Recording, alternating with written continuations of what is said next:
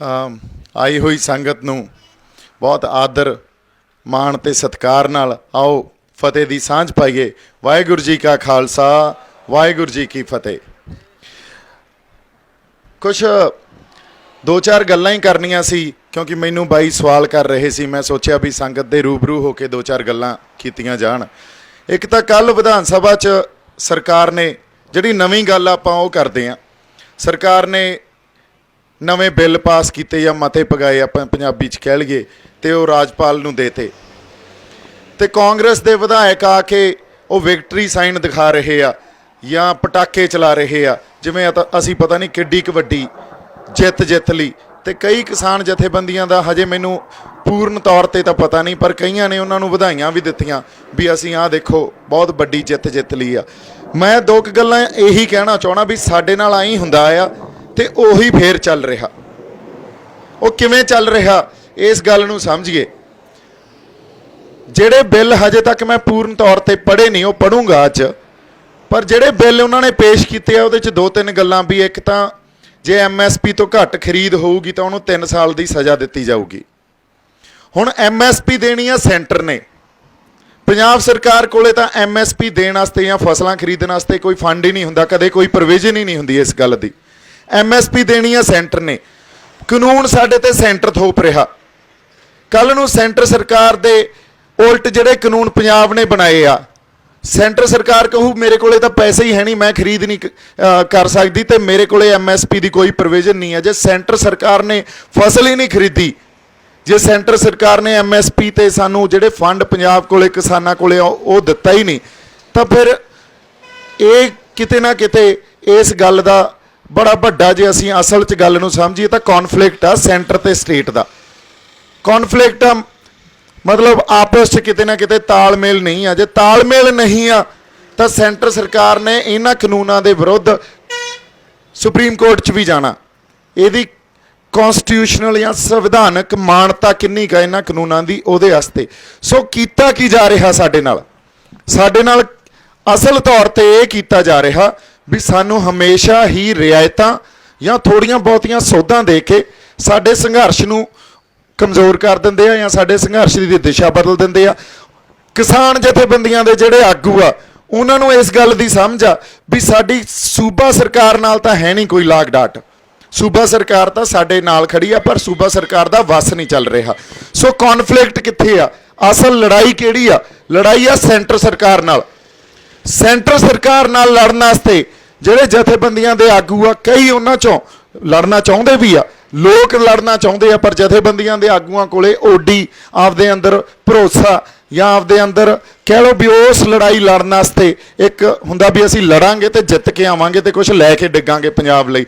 क्यों लैके? क्योंकि असीं जिथे आके खड़ गए आ, पंजाब जिथे आके खड़ गए आ, इस देश का कोई भी सूबा जिथे आके खड़ गया, इत्थे सूबे सरकार कोले आपदे कानून बनाउण दा, आपदियां पॉलिसी घड़न दा या किसानी दे रिलेटेड फसलों के मुल तय करन दा कोई हक ही नहीं है। सारा हक ही केंद्र कोले आ।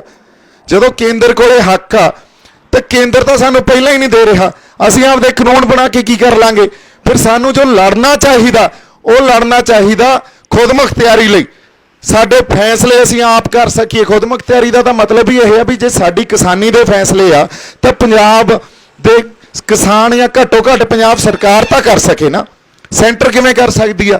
सो लड़ाई इत्थे आ, जड़ उत्थे पई आ। जदों तक असीं उस खुदमुख्तियारी की गल नहीं करांगे भी साडी फसलां दे रेट असीं तय करिए ते पंजाब सरकार सानू कोई स्पैशल फंड क्रिएट करके या पंजाब सरकार आपदियां कोऑपरेटिव मॉडल या क्रिएट करके या उन्होंने बना के साड़ी हेल्प नहीं करती, असीं बच नहीं सकते।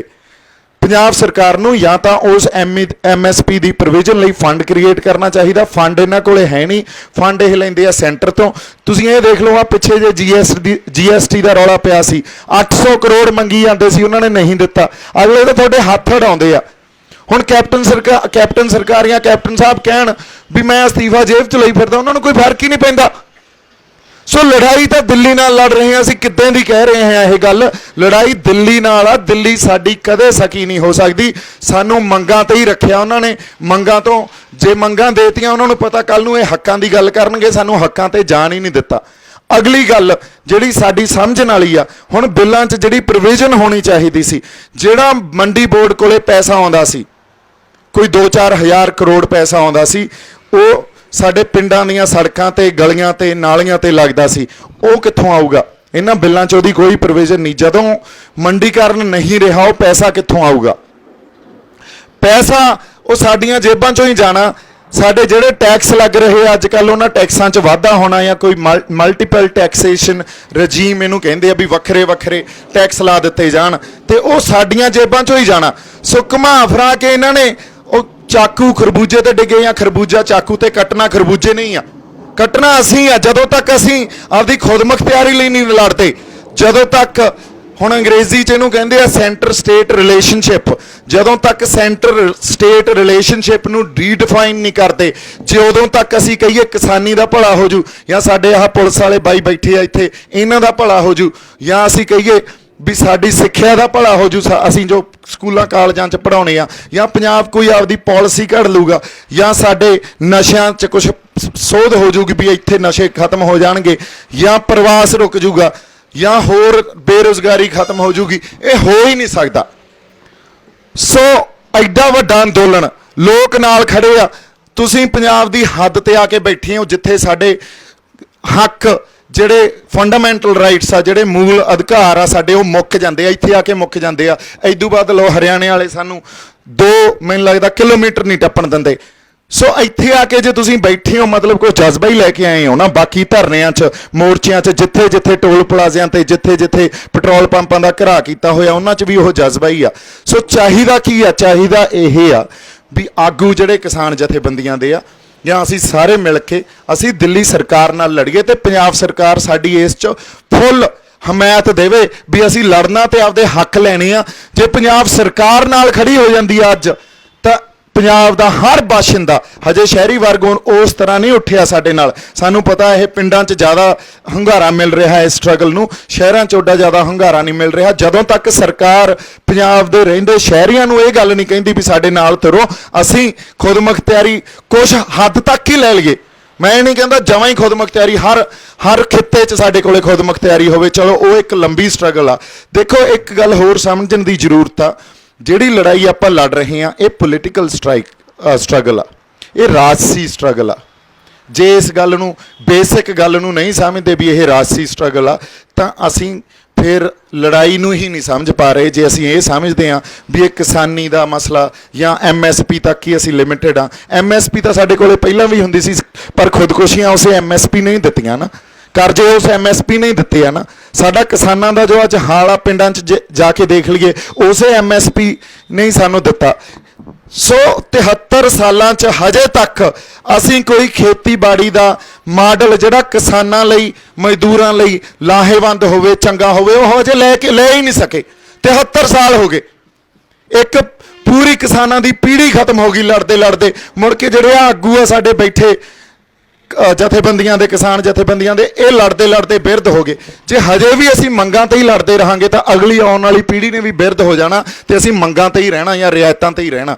ਜਦੋਂ ਤੱਕ ਅਸੀਂ ਆਪਦੇ ਹੱਕਾਂ ਦੀ ਗੱਲ ਨਹੀਂ ਕਰਦੇ, ਜਦੋਂ ਤੱਕ ਪੰਜਾਬ ਸਰਕਾਰ ਇਹ ਗੱਲ ਨਹੀਂ ਸਮਝਦੀ ਵੀ ਸੈਂਟਰ, ਕੱਲ ਕੈਪਟਨ ਸਾਹਿਬ ਨੇ ਇਹ ਗੱਲ ਕਹੀ ਆਪ ਵੀ ਸਾਡੇ ਕੋਲੇ ਤਾਂ ਸਪੇਸ ਹੀ ਹੈ ਨਹੀਂ, ਸਾਡੇ ਕੋਲੇ, ਉਹਨਾਂ ਨੇ ਬਿਆਨ ਦਿੱਤਾ ਇਹ ਇੰਗਲਿਸ਼ ਟ੍ਰਿਬਿਊਨ ਨੂੰ ਜਾਂ ਹਿੰਦੁਸਤਾਨ ਟਾਈਮਜ਼ ਨੂੰ, ਵੀ ਸਾਡੇ ਕੋਲੇ ਤਾਂ ਕੁਛ ਜਗ੍ਹਾ ਹੀ ਹੈ ਨਹੀਂ ਜਿੱਥੇ ਅਸੀਂ ਸੈਂਟਰ ਸਟੇਟ ਰਿਲੇਸ਼ਨਸ਼ਿਪ 'ਚ ਉਹਨੂੰ ਰੀਡਿਫਾਈਨ ਕਰ ਸਕੀਏ, ਜਾਂ ਉਸ ਸੈਂਟਰ ਸਟੇਟ ਰਿਲੇਸ਼ਨਸ਼ਿਪ ਦੇ ਅੰਡਰ ਅਸੀਂ ਕੋਈ ਪੰਜਾਬ ਦੇ ਲਈ ਕੋਈ ਨਵੇਂ ਲਾਅ ਘੜ ਸਕੀਏ। ਤੁਸੀਂ ਦੇਖ ਲਓ ਕੱਲ ਬਿੱਲ ਪਾਸ ਕੀਤੇ ਆ, ਰਾਜਪਾਲ ਕੋਲੇ ਜਾਣੇ ਆ, ਰਾਜਪਾਲ ਵੀ BJP ਦਾ ਕੰਮ, ਪ੍ਰੈਜ਼ੀਡੈਂਟ ਕੋਲੇ ਜਾਣੇ ਆ, ਉਹ ਵੀ BJP ਦਾ, ਤੇ ਅੱਗੇ BJP ਵਾਲਿਆਂ ਨੇ ਸੈਂਟਰ 'ਚ ਚੈਲੰਜ ਵੀ ਕਰਨਾ। ਸੋ ਸਾਨੂੰ ਰੁੱਖ ਕਿਹੜਾ ਦਿੱਤਾ ਜਾ ਰਿਹਾ? ਜਦੋਂ ਸੰਘਰਸ਼ ਨੂੰ ਕਮਜ਼ੋਰ ਕਰਨਾ ਹੋਵੇ ਉਦੋਂ ਜਾਂ ਤਾਂ ਕਾਨੂੰਨੀ ਲੜਾਈ ਇੰਨੀ ਧੱਕ ਦਿਓ, ਜਾਂ ਇਹਨਾਂ ਦਾ ਟੀਚਾ ਜਿਹੜਾ ਮਿਥਿਆ ਹੋਇਆ ਉਹ ਤੋਂ ਭਟਕਾ ਦਿਓ। ਅਸੀਂ ਲੱਗੇ ਆ ਹੱਕਾਂ ਨੂੰ ਮੰਗਣ, ਅਸੀਂ ਆ ਬਿੱਲਾਂ ਦੀਆਂ ਸੋਧਾਂ ਤੇ ਰਹਿ ਜਾਾਂਗੇ। ਤੇ ਕਿਸਾਨ ਜਥੇਬੰਦੀਆਂ ਅੱਜ ਬੈਠੀਆਂ, ਕਿਉਂਕਿ ਉਹਨਾਂ ਨੂੰ ਵੀ ਪਤਾ ਵੀ ਸੈਂਟਰ ਨਾਲ ਕਿਵੇਂ ਲੜਾਂਗੇ, ਯਾਰ ਇਹ ਤਾਂ ਲੰਬੀ ਲੜਾਈ ਆ, ਪਰ ਲੜਨਾ ਤਾਂ ਪੈਣਾ ਹੀ ਆ ਨਾ। ਜੇ ਅੱਜ ਨਾ ਲੜੇ ਤਾਂ ਕੱਲ ਲੜਨਾ ਪੈਣਾ, ਕੱਲ ਨਹੀਂ ਤਾਂ ਪਰਸੋਂ ਲੜਨਾ ਪੈਣਾ।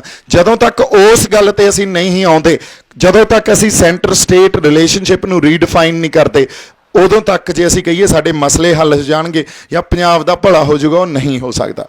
ਹੁਣ ਮੇਰੇ ਤੇ ਇਹਨਾਂ ਦੀ ਆ ਕੇ ਸੂਈ ਕਿਉਂ ਅਟਕਦੀ ਆ ਵਾਰ-ਵਾਰ? ਕਿਉਂ ਕਹਿੰਦੇ ਆ ਇਹ ਤਾਂ ਫਲਾਨੀ ਏਜੰਸੀ ਦਾ ਬੰਦਾ, ਇਹ ਉਹਦਾ ਬੰਦਾ? ਕਿਉਂਕਿ ਇਹਨਾਂ ਨੂੰ ਪਤਾ ਅਸਲ ਗੱਲ ਆਪਾਂ ਕਰ ਰਹੇ ਹਾਂ, ਹੱਕਾਂ ਦੀ ਗੱਲ ਕਰ ਰਹੇ ਹਾਂ। ਉਨੀ ਇਹਨਾਂ 'ਚ ਜੁਰਤ ਨਹੀਂ ਆ ਵੀ ਅਸੀਂ ਲੜੀਏ, ਦਿੱਲੀ ਨੂੰ ਚੈਲੰਜ ਕਰੀਏ। ਹੁਣ ਅੱਜ ਇਸ ਕਰਕੇ ਹੋ ਸਕਦਾ ਮੈਂ ਪੰਜਾਬ ਸਰਕਾਰ ਦੀ ਅੱਖਾਂ 'ਚ ਵੀ ਰੜਕਾਂ ਹੁਣ, ਕਿਉਂਕਿ ਪੰਜਾਬ ਸਰਕਾਰ ਵੀ ਉਹ ਅਸਤੀਫੇ ਜੇਬ 'ਚ ਤਾਂ ਪਾਈ ਬੈਠੀ ਆ, ਪਰ ਅਸਲ ਗੱਲ ਤੇ ਉਹ ਵੀ ਨਹੀਂ ਆ ਰਹੇ ਵੀ ਅਸੀਂ ਲੜਦੇ ਹਾਂ, ਲੋਕਾਂ ਦੇ ਨਾਲ ਲੜਦੇ ਹਾਂ, ਲੋ ਪੋਲੀਟੀਕਲ ਸਟਰਗਲ ਕਰਦੇ ਹਾਂ। ਕਿਉਂਕਿ ਉਹਨਾਂ ਨੇ ਇੱਕ ਗੱਲ ਹੋਰ ਸਮਝਣ ਦੀ ਜ਼ਰੂਰਤ ਆ, ਬੜੀ ਮਾਨਸਿਕਤਾ ਇਹ ਸਾਡੇ ਜਿਹੜੇ ਆ MLA ਬਣੇ ਬੈਠੇ ਆ ਨਾ, ਉਹਨਾਂ 'ਚ ਉਹ MLA ਜਾਂ MP ਜਿਹੜੇ ਬਣਦੇ ਆ ਉਹ 5 ਸਾਲ ਆਉਂਦੇ ਆ ਤੇ ਉਹਨਾਂ ਨੂੰ ਇਹ ਪਤਾ ਵੀ 5 ਸਾਲਾਂ 'ਚ ਅਸੀਂ ਪੈਸੇ ਕਮਾਉਣੇ ਆ, ਹੋਰ ਉਹਨਾਂ ਨੂੰ ਕੱਖ ਦਾ ਨਹੀਂ ਕਿਸੇ ਨਾਲ ਕੋਈ ਵੀ ਸਾਡੇ ਨਾਲ ਕੋਈ ਉਹਨਾਂ ਦੀ ਇਹ ਹੋਵੇ ਵੀ ਯਾਰ ਮੈਂ ਆਪਦੇ ਲੋਕਾਂ ਦਾ ਭਲਾ ਕਰਨਾ ਜਾਂ ਇੱਥੇ ਕਿਸਾਨਾਂ ਦਾ ਭਲਾ ਕਰਨਾ, ਮਜ਼ਦੂਰਾਂ ਦਾ ਭਲਾ ਕਰਨਾ। ਆਮ ਮੇਰੀ ਜਿਹੜਾ ਵਿਧਾਨ ਸਭਾ ਜਾਂ ਲੋਕ ਸਭਾ ਦੀ ਮੇਰੀ ਕੌਂਸਟੀਟੂਐਂਸੀ ਆ, ਉਹ ਉੱਥੇ ਮੈਂ ਭਲਾ ਕਰਨਾ, ਕੁਛ ਉੱਥੇ ਵਿਕਾਸ ਕਰਨਾ, ਇਹ ਉਹਨਾਂ ਦੀ ਕੋਈ ਕਿਸੇ ਤਰ੍ਹਾਂ ਦੀ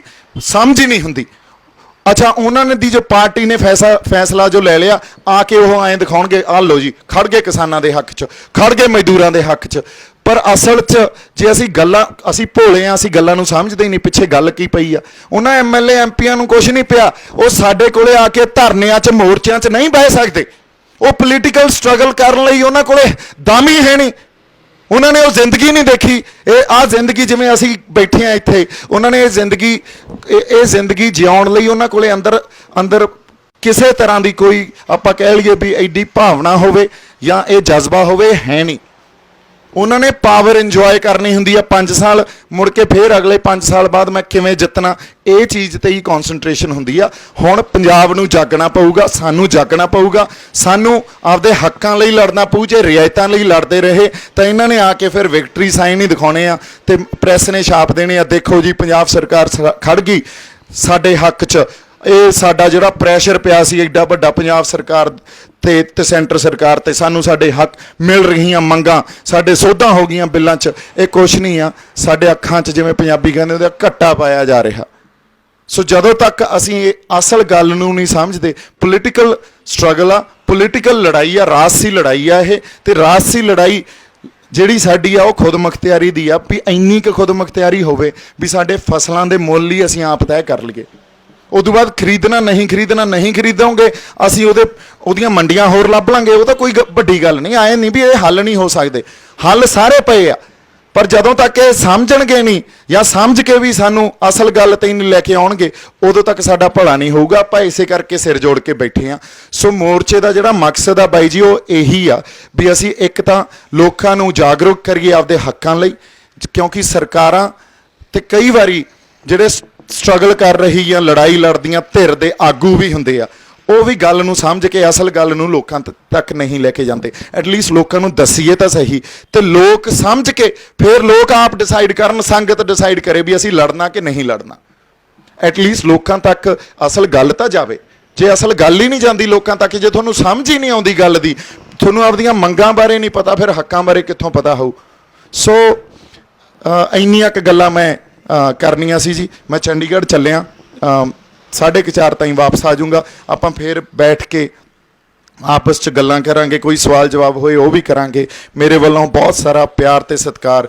ਵਾਹਿਗੁਰੂ ਜੀ ਕਾ ਖਾਲਸਾ, ਵਾਹਿਗੁਰੂ ਜੀ ਕੀ ਫਤਿਹ।